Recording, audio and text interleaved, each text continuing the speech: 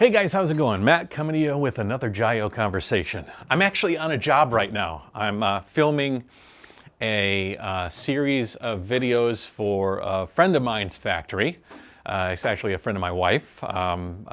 Bin Bin is the name of the company, and they make home decoration. I mean, they make lots and lots. I'll walk you around. I'll show you.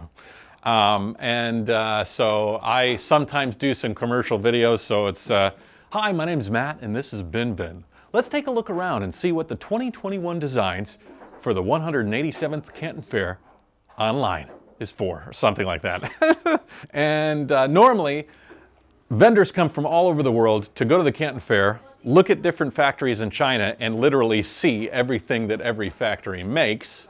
And then they say, I want 10,000 of these, I want 5,000 of these, I want blue ones of these for, X, Y, Z. They'll fill out orders. Back in the wild, wild west days of China, Annie used to tell me stories where people would walk in and sign purchase orders for millions of dollars, like at the show, and then they'd go home, and then the factory would start churning out the products.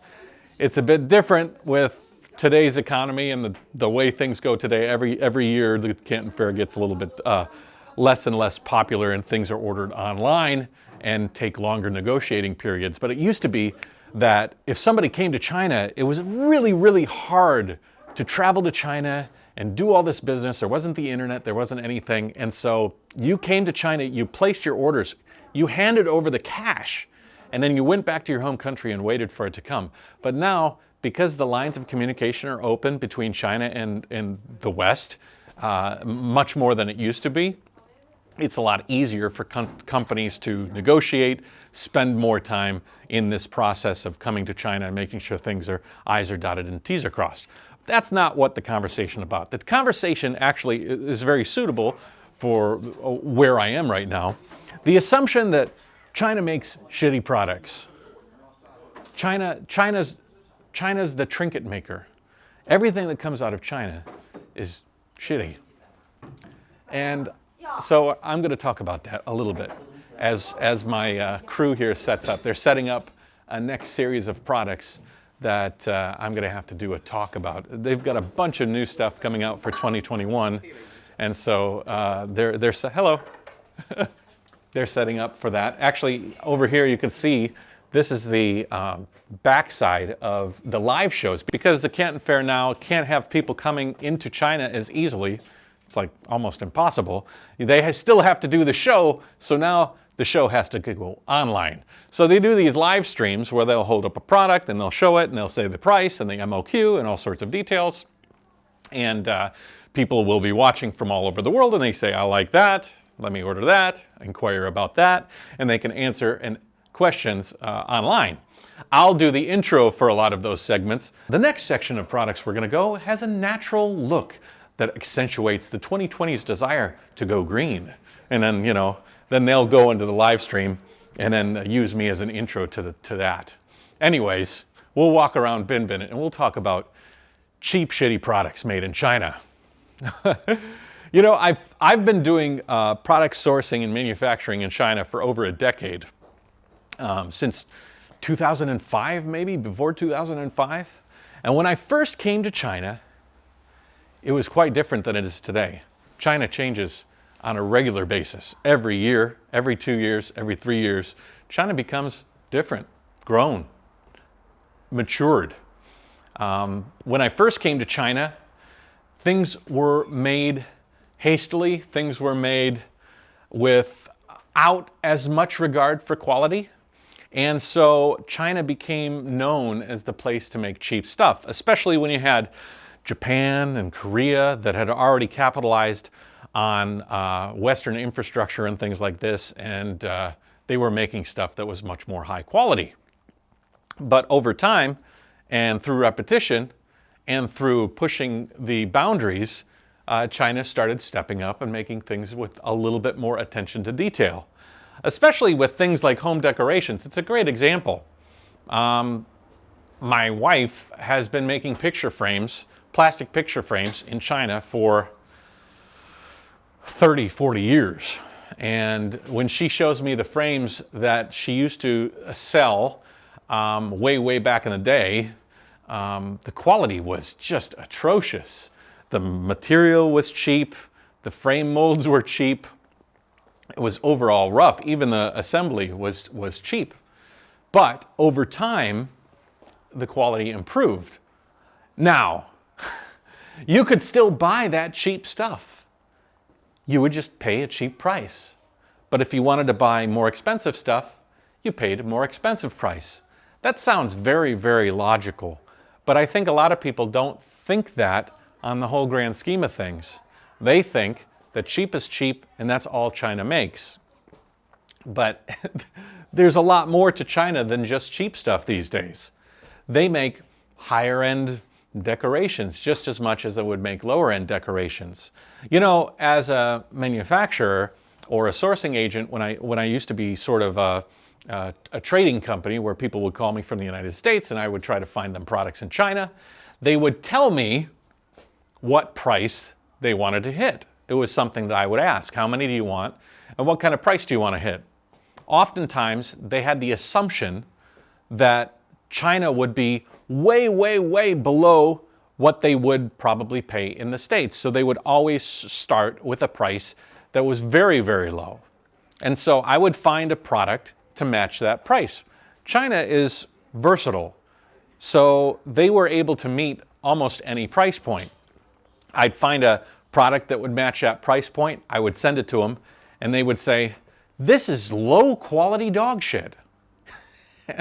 And I'd say, "The price you gave me was low quality dog shit price." And they'd say, "What do you mean?"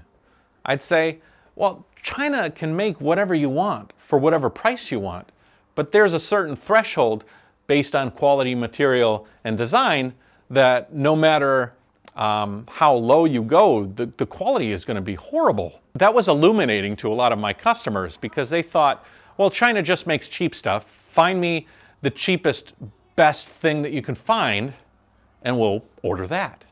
And so China earned this reputation for making cheap garbage, and through repetition of message, it's become the only product that China can make in the eyes of a lot of people in the West. The truth is quite different. If you still want to pay a higher price that would be less than the price that you might pay in the West, but still high according to your standards, you'll get a higher quality product. I was in a mall yesterday and I was walking past a bunch of cars that were made here in China. Fantastic quality products. Huawei, they make phones on the 5G network that would compete with companies like Apple. And even companies like Apple, those products are made and assembled in a lot of cases, for the large part, here in China, unless they're printed that say assembled in the USA. And when they say assembled in the USA, that's an indication that they were actually manufactured here in China, so the base components were made here. So I get a lot of comments on my videos saying, you know, that's the cheap shit from China, and that cannot be, well, I would say farther from the truth. It's true, you can buy the cheap shit if you want, but the opportunity to buy expensive stuff and high quality stuff is as prevalent as it's ever been. And it all depends on what price you want to pay. I don't know. Sometimes I have a hard time trying to convince people that China is not the China that I moved to over a decade ago. China has developed, and along the way, their manufacturing ability has developed to be on par with South Korea or America or Japan. And it's only going to improve. And I think we do ourselves as Westerners a disservice when we don't upgrade our thinking about China to understand that they're catching up and moving past us at an accelerated rate. So the longer we regard them as the country that makes the shitty products, that made in China is a tarnished phrase, the longer we do ourselves a disservice and almost shoot ourselves in the foot. China is a powerhouse to be reckoned with. And the companies like Bin here, they are constantly innovating, constantly creating new products. Now, granted, these aren't microchips, these aren't, you know, processors, they're just home decoration. But if you look out this window, the next factory is making something else. And then in the next window, the next factory is making something else. And they've been making those things for the past 30, 40 years, and every day innovating and pushing the limits and trying to move into future markets. This place, Bin Bin, as a matter of fact, I've known since I've moved to China over 10 years ago. The amount of products they produce and the style of products they produce and the quality of products they produce have improved tenfold. Whereas when I first met Bin Bin, I might have decorated a small bathroom with a few of their decorations. Now I look around and I say, wow, there's a lot here that has not only high quality, but Western influence. That's the other thing. A lot of their stuff is built on the styles of the West. You know, when I first moved to China, one of the things I always was frustrated with on my original orders was beating through the cultural barrier. I'd order a coffee mug and I'd want to have a large 16 or 20 ounce coffee mug that would be suitable in America. So I'd ask for samples, and the coffee mugs that would come would be tiny, like almost teacup size. I remember getting a teacup size sample and calling the factory and saying, I'm looking for a coffee mug. And they said, yeah, this is what a coffee mug is, right? I'd say, no, like, this is a coffee mug. I mean, you know, that's what I'm looking for. And they would say, wow, that doesn't even make sense to me. That amount of liquid? How would some human even drink that much? And so you had this barrier of people that wouldn't even understand the style or the desires of the Western audience. And so how could they design a product that would fit with that style? Whereas today, they've been around. They know what everybody wants. And so when you ask them for a coffee mug, they send you stuff that you might find on a shelf in Starbucks anywhere in the world. It goes along with, you know, software and phones and any sort of products that you might ever find in China.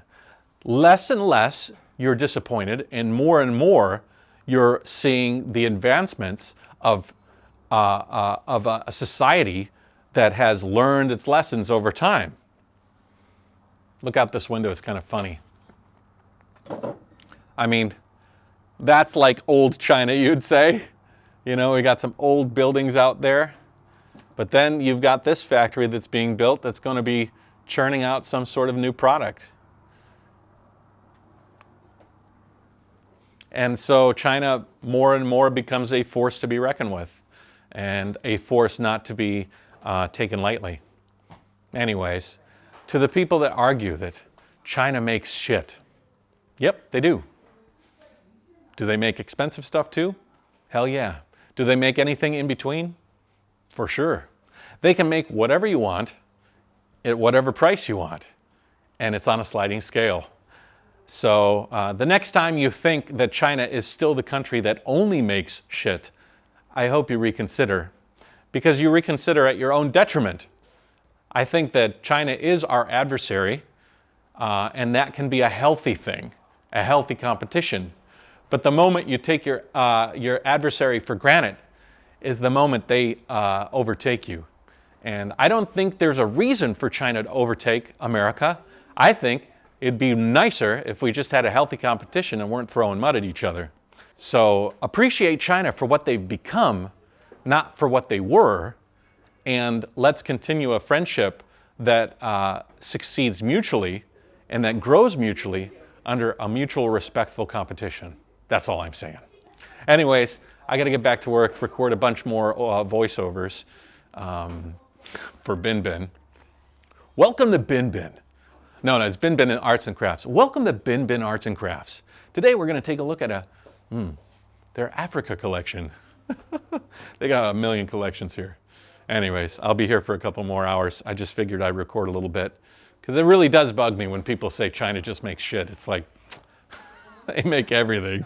Oh, if you like these conversations, please share this or subscribe to the channel if you hadn't already. I have a Patreon where I do audio podcast conversations that you get to see those, which are exclusive to Patreon. Nobody else gets to hear them. Also, videos are displayed on my Patreon before they're put on the channel. And I have a bunch of cool stuff planned. I have a bunch of travel stuff planned. So look forward to spending more time with you guys, and you guys can kind of see my life while while I'm in China. So thanks again, JaYoe. Take it easy, be safe, and wear your mask if you're in a place that requires it. China, we're doing pretty good. No need to wear a mask in Ningbo right now, but who knows? It could change tomorrow. Take it easy, guys. JaYoe. Take it easy, guys. JaYoe. Bye-bye.